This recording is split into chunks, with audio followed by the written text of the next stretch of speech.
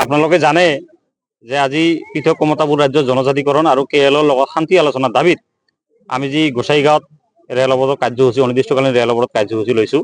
কিন্তু আমাৰ এই ৰেল অৱৰোধ কাৰ্যসূচীত ভয় খাই পেলাই অসম চৰকাৰ আৰু কেন্দ্ৰীয় চৰকাৰে ভয় খাই পেলাই জনসাধাৰণৰ উপস্থিতি চাই পেলাই যোৱাকালি ৰাতি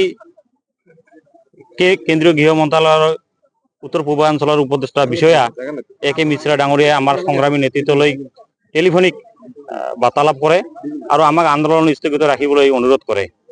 কিন্তু আমি তেখেতৰ এই অনুৰোধৰ প্ৰতি সন্মান জনাই পেলাই আস্থা ৰাখি পেলাই আজি আমি এই ৰেল অৱৰোধ কাৰ্যসূচী সাময়িকভাৱে স্থগিত ৰাখিছোঁ। কাৰণ আমি বাস্তৱতে বিচাৰিছোঁ আমাৰ সমস্যাবিলাক সমাধান হোৱাটো।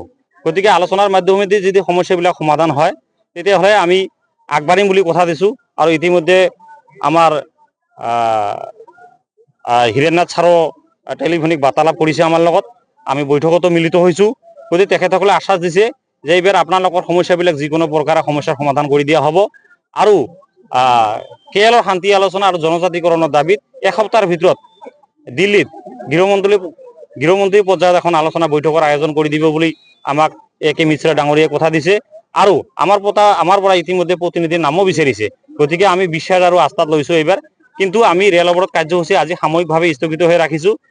এসপ্তাহৰ ভিতৰতে যদি কোনো ধৰণৰ এই আলোচনা আগ নাবঢ়ে তেতিয়াহ'লে আমি 10 দিন পিছতে কিন্তু আমি আকৌ এই ৰেলপথ অৱৰোধ কৰিবলৈ আগবাঢ়িম।